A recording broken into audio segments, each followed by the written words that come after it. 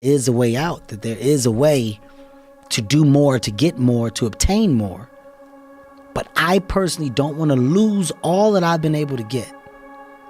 So I need to make sure that I do everything to keep it. So I can't be content. So there is an understanding, but I refuse to click on the switch of, So even if you have more money than you'll ever spend for the rest of your life, that's not what it's about. No. It's about the inspiring people and the influence and constantly giving back and moving forward in a positive way. And the only way you can do that is to stay active. It's the story, man. Yeah. You know, we're all writing a book. What's your book look like? What does your fucking book look like? Like your life is a book. You got a bunch of chapters in your book, but when they close that book, how good was the book? How good was your book? What was the ending to your book? If the ending to my book can be so amazing because of all that was done, not the money, all that was accomplished, the first to do, the man that did this, he caused the merger between this. Because of his commitment and growth to this, the communities were then given this, made education this, changed the way the schooling was blah, blah, blah, gave books, gave computers, gave all of the things that can be associated with you and your existence become a part of the chapters in your book. So my drive is about my book. I was a New York Times #1 bestseller. People would be done. They did it. I'm writing another book. You're writing a book right now? Yeah. What happens if you are a 2-time New York Times #1 bestseller? If you get to 2, what happens if you get to 3? Hey man, how do books become successful? Who publishes them? I want to start a publishing company, Heartbeat Publishing. Why not? That's the thing. All I'm doing is sparking the awareness in others to go, why not? Why can't I create? Why can't I start? Why can't I be a business? Why can't I be a CEO? Why can't I be a tech guru?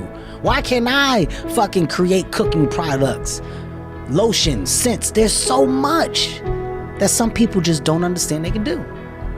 Let me be a spark to show how many different, you don't have to do just one thing.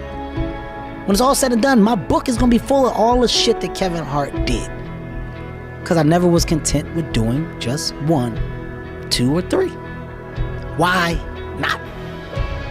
Kevin, why are you creating fucking health and wellness products? Why not? I'm big on health and wellness. Why can't I try to create something that I feel is fucking great and jump into a space that I'm already in? I already give 100% of me in this space. Why not? Why can't I talk about financial wealth? Why can't I go back and educate those that don't know? Why not?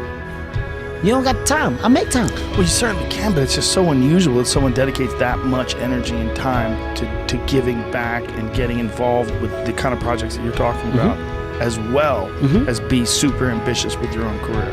It makes me happy. Yeah, I can tell. I'm genuinely happy. Discovery makes me happy. Like when you find different things to be excited about, it makes me happy. And it's weird when it clicks. In school, they used to tell you all the time, information is key. Read these books, there's so much knowledge. Man, fuck that book. Got time to read that book, I want to go home. Goddamn Sonic the Hedgehog, I want to play. I'm at level 3, I ain't got time to read this book. The information and stuff that was forced down your throat, at a certain age, you just may not be receiving it correctly, but then it clicks. You may gain information differently, and what you do with that information is up to you, but people have different roads they can go down. The education wasn't my pick of choice. It didn't do it for me. But the knowledge and the common sense that I have naturally allowed me to gain information, apply it differently. It allowed me to grow smart in so many different avenues, to where I said, oh my God, I found my niche, I found my talent. And now there's other things that my talent can take me to. I don't have all the knowledge and awareness, but I can align myself with people to do that can teach me. Because now, guess what? Learning is cool. When I was a teen, between the age of 13 to 17, I got into an enormous amount of trouble with the law. I did a lot of unethical things, and I was getting myself into so much trouble. And I had one mentor that my brother introduced me to. His name was Alan Brown. He was a very successful philanthropist, entrepreneur, and he agreed to meet with me for lunch one day. And he asked me, like, why are you doing these things? You seem like a nice young kid. And I said, I don't know, I just want to make some money and I just want to fit in. And he goes, but you seem like you're intelligent. Why don't you just use your brain's natural abilities? I go, well, listen, based on my education and based on what the teachers have told me, I'm not going to do very well in life.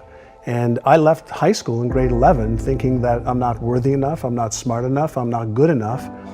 And this one man in 1 minute, in one meeting, changed my life. Because he asked me, what goals do you have? And I said, what do you mean, what goals do I have? I said, I want to go out this weekend to the bar.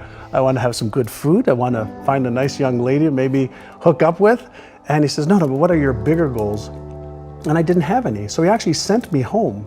And he said, fill out these pieces of paper. And on the piece of paper, it said, like, what age do you want to retire by? Like, I was 19. This was May of 1980.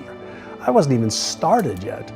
They said, but just fill out these papers. So I said, I want to retire by the time I'm 45 with $3 million. I want to have a Mercedes. I want to have a house. I want to travel the world. I want to have a great lifestyle.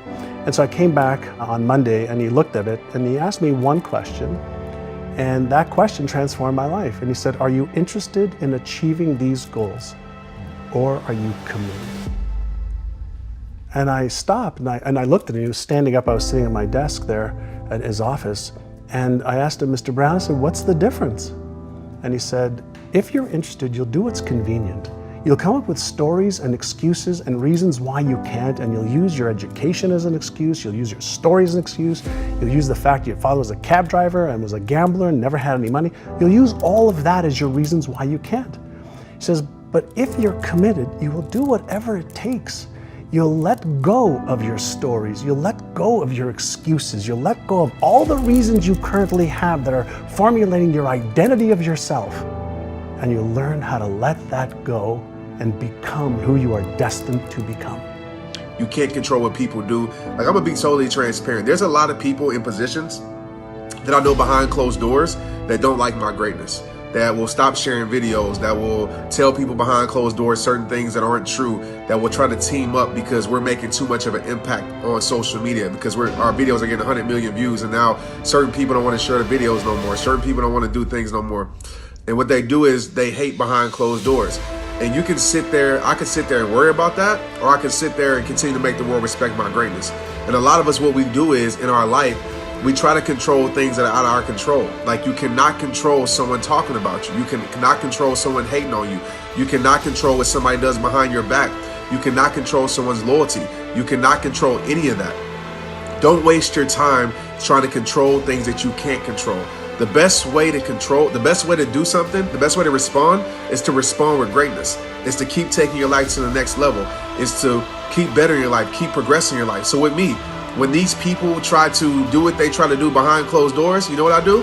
I keep on serving, I keep on giving, because I know that they can't stop this. I know that they can't stop what we do, because this is a community. It's not about Trent Shelton, it's about rehabbers across the world. This is what we're doing. So I want to share this with you guys, man. I know a lot of times in your life, you're like, oh man, this person is doing this to me, or this person at my job, this coworker is hating to my boss, or this person is talking behind my back, and you spend so much time worrying about them when you can't control them. You can't stop them from talking. You can't stop them from talking down on you. You can't stop them from spreading gossip about you. You can't stop them from spreading lies. But what you can do is you can keep winning, and you can keep giving them front seats to watch you win.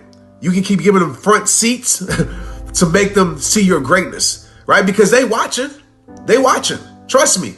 When somebody's hating on you, that means they admire you. They just too prideful, got too much ego to say it. When someone copies you and do the same things that you do, but don't show you love, that means they admire you. They just have too much ego and admiration to actually acknowledge you. So realize that. Take copying as a form of flattery, whatever they say, like it's the biggest form of of being admired, right? Somebody actually doing what you do. And there's a lot of people who love what you do. They just would never say it because they have too much ego. So what do? They try to hate on what you do. They try to stop what you do. Okay, so in your life, don't allow people to stop what you do. Don't allow people to chain you to your past and keep you from growing. Don't allow people to sit here and make up stuff about you that's not true. And that keeps you from becoming the greatest you. That's a part of the process. Okay, when you start to rise above, when you start to make an impact, when you start to do things that shake up the world, I want you to understand there's going to be people that don't like it because those people are insecure. They might project that they're secure. They might project online that, they have it all together, but there's a lot of people who are insecure. And it's funny because a lot of people in this world think that everything's a competition. Everything's not a competition. There's 7 billion people in this world. I don't compete with the next man. I don't compete with the next person. I don't compete with the next woman. For what? God called me to do what I'm going to do. It permeates the whole book, and I think really is one of the most important things for people to understand in their own life, certainly to understand you, and it's the notion of detesting mediocrity. Talk to me about that. How did you instill it in your life? How can other people instill it in theirs? It's one of the biggest things in the world. A lot of us, mediocrity is everywhere right now, and we're all trying to find an easy way out, and we're judging ourselves. Let's say there's 10 people in this room, and we're all mediocre, but I'm the best of the mediocre people. I now think I'm great. I'm great. We surround ourselves around people that make us feel great. They tell us what we want to hear. The second we put ourselves amongst the uncommon people, we don't like that feeling, that challenging feeling of that person who's waking up at 3:30 in the morning and say, hey, put your shit on, we're going for a run. We don't like that challenge. We like that person who says, hey, man, I don't feel good today, man. And they say, oh, it's okay, brother. We'll take a day off, man. We'll get a pizza and shit, watch the game. We like that. We love that feeling. Why? Because you understand, man, we're good, bro. We don't want that motherfuckers like this. Hey, man, no, bro. Get your fucking shit on, man. Stop being a punk. We don't want that in our lives. We don't want that person who's constantly challenging our weaknesses. We want that person who's constantly, making us feel nice and good and secure in ours. That's the mediocrity of life. We want to be the best amongst the average people. People wonder, how do you stay hungry all the time? Because after I accomplish something, I don't sit back like a lot of guys who graduate buds, graduate this, graduate that. They get comfortable. They wonder why I'm getting weak, man. I don't know, I lost my edge. What's going on? Because once you hit the top of the fucking mountain, guess what happened? I'm good. I'm good, so you wonder why you're falling down now. Because once you reach the top of the mountain, you got to build a fucking another one. That's mediocrity. There's a lot of people in mediocrity who have a nice resume, but they're one-timers, man. They hit a one-time deal, they busted it open, got a lot of money, but they're good. You're mediocre now, man. What are you fucking doing today, tomorrow, the next fucking day? That's why I'm listening to theorists. I don't listen to all that bullshit. I listen to a motherfucker who's like this, man. What's wrong, man? I'm fucking tired, dude. Why are you tired? Because tomorrow, I gotta do the fucking shit again, man. Whatever the shit is that made me fucking nauseous and sick to my stomach, it made me hurt. There's no ending. And that's the person I listen to. That's the person who's gained knowledge. You gain knowledge through suffering. And on the other end of suffering is a world that very few have ever seen. It's a beautiful world because that's where you find yourself. You don't find yourself in over here. You find yourself on the other end. Like the 100-mile race I was on, I ran it for 24 hours. I found myself on the other end of that fucking race. That 19 hours, I found, wow, there's a whole nother fucking world out here that I've never even saw. But the world's in your mind. And that's what all that mediocrity is about. Mediocrity is contagious.